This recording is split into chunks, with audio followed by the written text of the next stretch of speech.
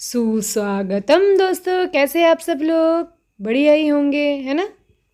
কেমন আছেন আপনারা সবাই? নিশ্চয়ই ভালোই আছেন, ভালো থাকবেন।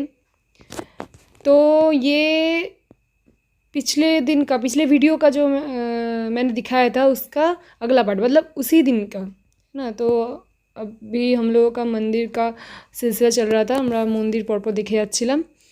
यहाँ माता जी का फ़ोटो खींचना मना था, ऐसे खींच सकते हो साइड में, लेकिन ज़्यादा अगर खींचने जाओगे तो बोले नहीं नहीं मत खींचो, ये मतलब मंदिर का ज़्यादा मत खींचो, खुद का खींचते रहो तब भी चलेगा। तो ये एक था, थोड़ा बहुत खींच लिया। तो बाद में वीडियो बन रही, तब किसी ने बोला कि अरे अरे क्या होता नहीं, कुछ लोग पैसे ऐंठने के लिए बैठे रहते हैं कि ये क्या कर रहे हो। अगर मैं फिर बोलूँ कि पैसे दे रही हूँ फिर मान जाएंगे, है ना। श्री आदि शक्ति माँ दुर्गा जी का मंदिर, ये उसका एरिया है। मतलब बाहर निकलने के बाद पूजा वगैरह हो गया तो उसके बाद हम लोग ऑटो ढूंढ रहे थे, सारनाथ जाएंगे।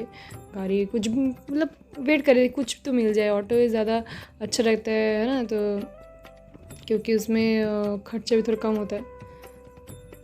तो ये हम लोग को मिल गया और हम चल पड़े।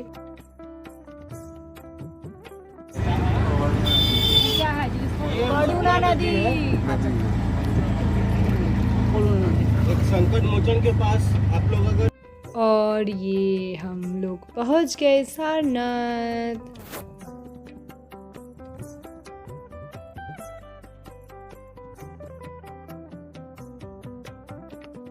वाराणसी शहर से, मतलब मेन जगह से करीब 10 किलोमीटर दूरी पर ये है। ऑटो से ज़्यादा टाइम नहीं लगा था, 10 किलोमीटर इतना भी कुछ नहीं है ना। तो इसके बाद चलिए देखते हैं, पढ़ लीजिए क्या लिखा है। देखिए कितना सुंदर लग रहा है ना, ये मंदिर बहुत ही सुंदर है ना, অনেকটা সুন্দর। এটা হচ্ছে महाबोधि सोसाइटी, মানে এটা যে फाउंडर ছিলেন আর কি, जो इनके फाउंडर थे, तो उनका ही स्टैचू बना हुआ है। 600 मीटर आगे एक ही अर्घे में दो शिवलिंग है, सोमनाथ और सारंगनाथ। उन्हीं के नाम से सारनाथ होता है। सारनाथ का मेन टेम्पल है, गौतम बुद्ध जी का मंदिर है। मंदिर का नाम है मूल गंध कुटी विहार। इस मंदिर को इन्होंने बिल्ड किया है। इस श्रीलंका के रहने वाले सूर्य अनागारिका धर्मपाल जी नाम है। ये मंदिर 1931 में इन्होंने बनवाया था।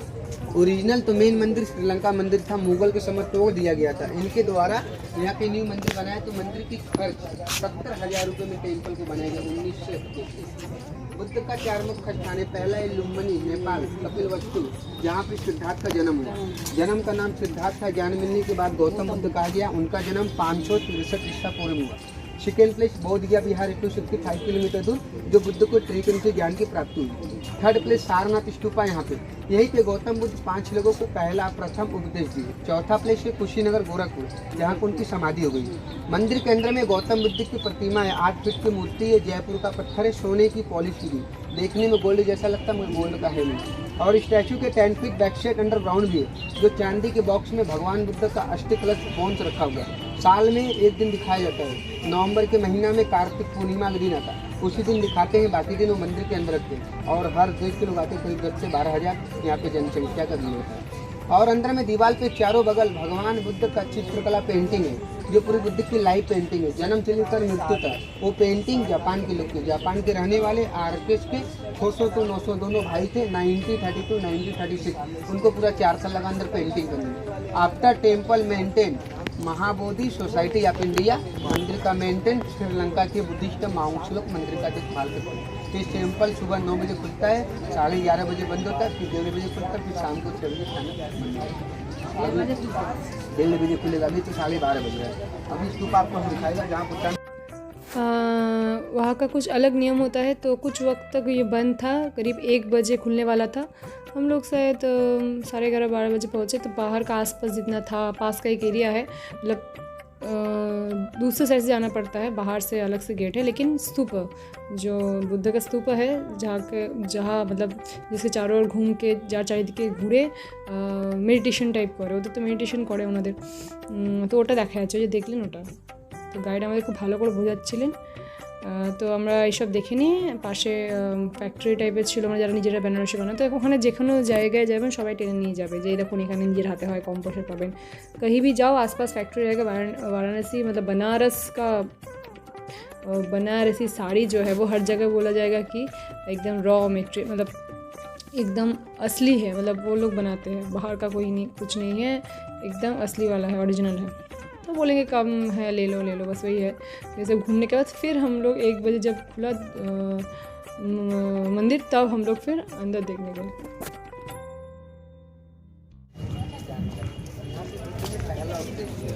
ये सम्राट अशोक जी ने बनाया है। कलिंगा वार हुआ था धवलगिरी उड़ीसा में। कलिंग वार के बाद यहाँ पे सम्राट अशोक जी आए थे। स्तूपा 2300 साल पुराना है।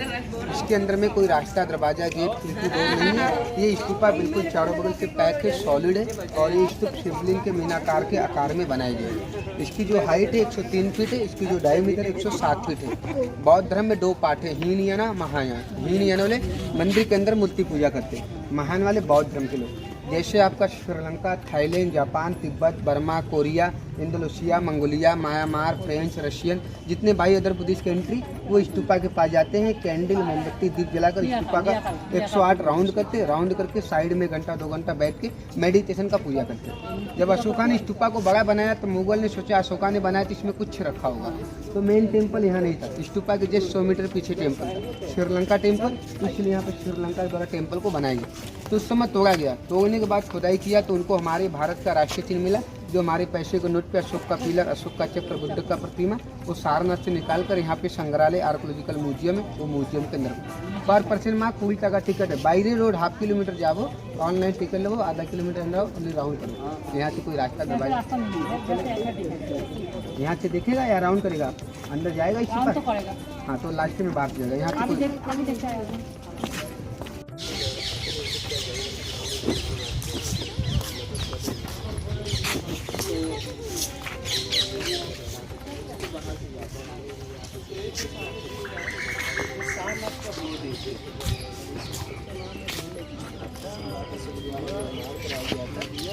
लगभग 23 वर्ष पुराना है।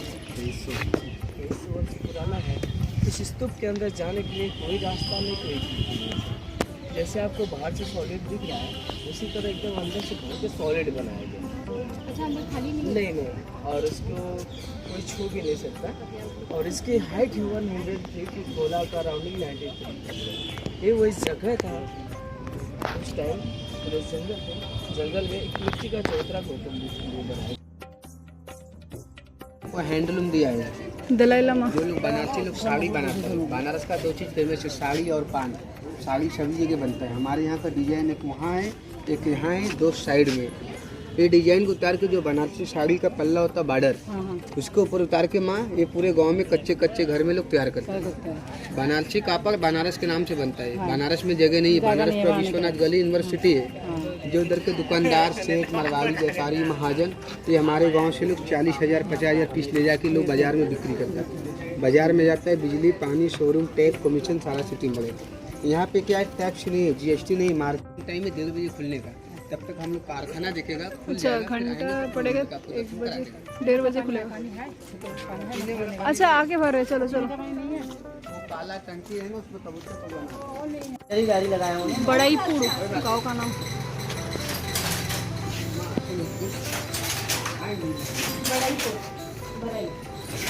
बनारसी साड़ी हाथ से तैयार होता है। एक साड़ी को तैयार करने में 6 से 8 दिन लगता है।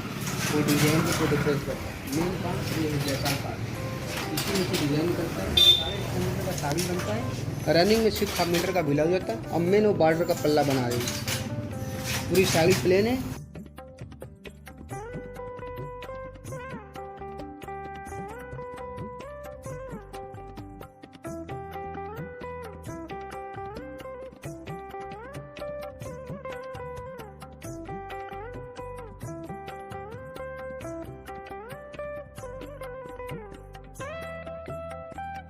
ওখানে একটা চিড়িয়াখানাও ছিল কিন্তু আমরা যাইনি। वहाँ एक चिड़ियाघर भी था लेकिन हम लोग नहीं गए क्योंकि वही हिरन देखने को मिलेगा, है ना, वो तो देखते ही रहते हैं।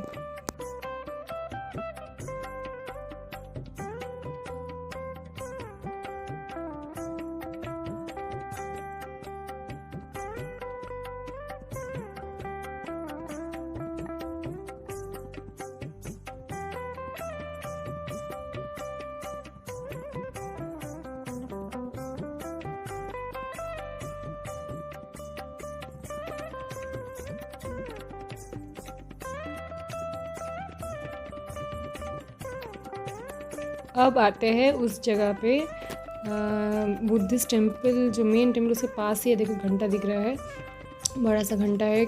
और ये है वो जगह, वो पेड़ जिसके नीचे बैठ के बुद्ध जी ने अपने डिसाइपल्स को, मतलब अपने भक्तों को फर्स्ट सरमन दिया था, मतलब उपदेश दिया था या प्रवचन दिया था।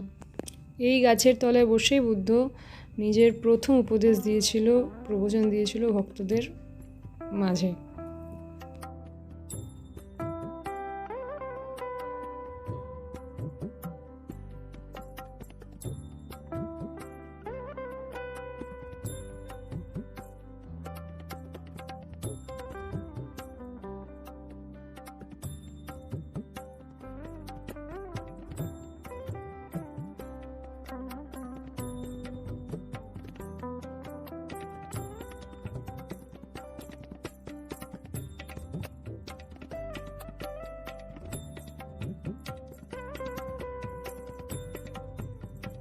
ये हम लोग बुद्धिस्ट मंदिर के अंदर घुस गए, 1 बज गया था, तो हम लोग सब देख के फिर इसके अंदर चले गए। बाहर बहुत धूप थी, तो जो भी हो देखने में बहुत अच्छा लगा, मतलब वेटिंग सक्सेसफुल हुई है ना, वेट করা আমাদের সার্থক হলো আর কি বলা যেতে পারে।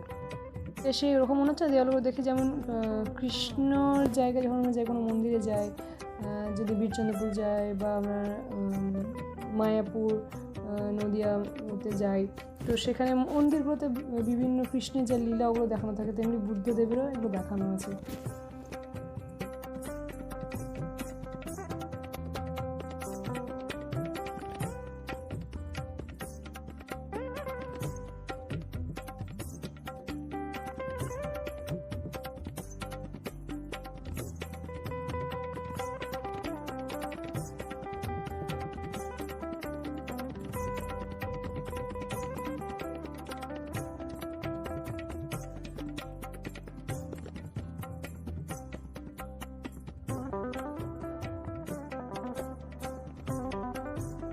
ये श्रीलंका का कोई भाषा है, তো আমি জিজ্ঞেস করেছিলাম যে ভাষাটা কেমন লেখা আছে, তো বলে শ্রীলঙ্কা থেকে নাকি অনেক বুদ্ধকে যারা বিশ্বাস করে আর কি, তো তারা এখানে আসে, তাই ওদের সুবিধার্থে श्रीलंकर भाषा का लिखा या श्रीलंका भाषा से भी लिखा रहता है, ताकि बाहर से जितने भी लोग हैं श्रीलंका से भी उनको समझ में आए। ये ऑटो स्टैंड में वापस आके हम दूसरे स्टॉपेज जाने वाले थे, जहाँ तय हुआ था कि उसके बाद लेके जाएंगे, तो यहाँ पे हो सके फिर सस्ते में पड़ेगा, ये ले लो। और एक साड़ी थी एक तरह की, देखने में सुंदर नहीं थी इसलिए नहीं ली, उसमें सारनाथ लिखा था, अगर कोई मेमोरी के लिए लेना चाहे तो ले सकता है। ये उसके बाद पास में ही जगह था, थोड़ा ऑटो से ही जाना पड़ा, थोड़ा दूरी पर है, लेकिन जो दिखा था स्तूप वही है, और थोड़ा खंडर वगैरह पड़े हुए, कोई मंदिर टाइप का कुछ था बुद्धिस्ट लोगों का ही, मतलब बुद्ध जी का, तो खंडर टाइप का लग रहा था। ভালো করে নোটিস করবেন, ওই মালদাতে যেমন আছে না, দেখবেন আপনারা গেলে দেখতে পাবেন যে ওই নিচের অংশগুলি সব বাদ পড়ে আছে, এরকম একই লাগবে, মানে দুটোকে মনে হবে মালদা আর বানারস একই জায়গায়।